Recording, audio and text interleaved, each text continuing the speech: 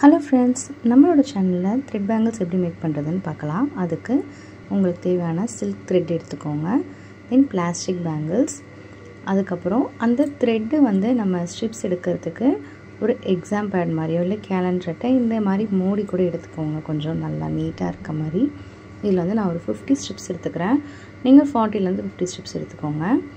எடுத்துட்டு நல்லா இந்த மாதிரி rotate பண்ணிட்டு then கடைசில வந்து finish பண்ணும்போது நல்லா அதை வந்து டைட் பண்ணிக்கோங்க. டைட்டா பிடிக்கிற மாதிரி ரெண்டு நாட்டையும் நம்ம ஸ்டார்ட் பண்ண நாட்டையும் then end பண்ற அந்த நாட்டையும் நல்லா டைட்டா வந்து டைட் பண்ணிக்கோங்க. நம்ம வீடியோல காட்டியிருக்க மாதிரி பண்ணிக்கோங்க.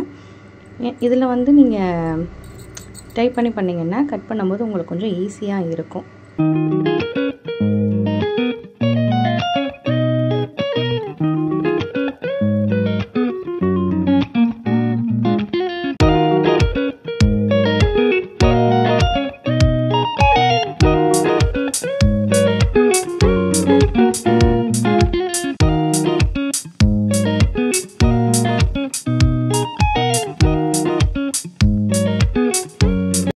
நம்ம கட் பண்ணதுக்கு அப்புறம் த்ரெட்டோட ஒன் சைடை நம்ம பேங்கிளோட உள் பக்கத்துல ஒரு இடத்துல நம்ம வந்து கம் போட்டுக்கலாம். ஃபேப்ரிக் க்ளூ யூஸ் பண்ணுங்க இல்லனா B7000 கம் யூஸ் பண்ணுங்க. எது யூஸ் பண்ணாலுமே உங்களுக்கு dry ஆகிறதுக்கு 48 hours 24 ல இருந்து 48 hours அதை விட்டாதான் அது நல்லா ஸ்ட்ராங்கா அப்ளை ஆகும். நீங்க B7000 இந்த கம் யூஸ் பண்ணதுக்கு அப்புறம் இந்த மாதிரி நீங்க வந்து அப்ளை பண்ணிட்டீங்கன்னா ஒரு 5 minutes விடுங்க. அதுக்கு அப்புறம் தான் அதோட adhesive effect வந்து ஓகே ஆகும். அதனால தான் விட்டுட்டு அதுக்கு அப்புறம் நம்ம வீடியோல காட்டியிருக்க மாதிரி நல்லா அழகா ரொட்டேட் பண்ண ஆரம்பிங்க. இதே process தான் வந்து நம்ம எல்லாத்துலயுமே வந்து பண்ணுவோம். இது வந்து full பேங்கிளும் கம்ப்ளீட் ஆகாது இந்த process மூலமா.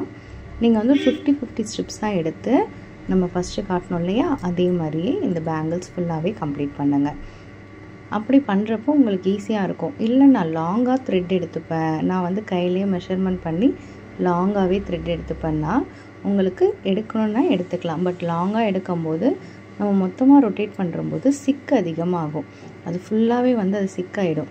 அதனால தான் கொஞ்சம் ஸ்ட்ரிப்ஸா நம்ம எடுத்து இந்த மாதிரி அப்ளை பண்றதுனால நமக்கு சிக்கல் ஆகாம கொஞ்சம் ஈஸியா இருக்கும். ஸ்மூத்தா வந்து நம்ம ஈஸியா அந்த வர்க்க முடிச்சிரலாம். ரொம்ப லாங்கா எடுத்துட்டு இருந்தீங்க ரொம்ப அதிகமா எடுத்தீங்கன்னா அந்த பேங்கிள்ஸ் வந்து ரொட்டேட் பண்ணும்போது டக்குன்னு அதுல மாட்டி சிக் ஆகும். இதே process தான் நம்ம வந்து மெயின் பேங்கிள் சைடு பேங்கிள்ஸ்க்குமே வந்து பண்ணிருக்கோம். கோல்டன் thread இந்த silkல யூஸ் பண்ணி நம்ம சைடு பேங்கிள்ஸ் நம்ம வந்து பண்ணிருக்கோம். நான் வந்து இதல zari thread மாதிரி இதே வந்து கோல்டன்ல கொஞ்சம் ஷைனிங் எஃபெக்ட்ல இருக்கும்.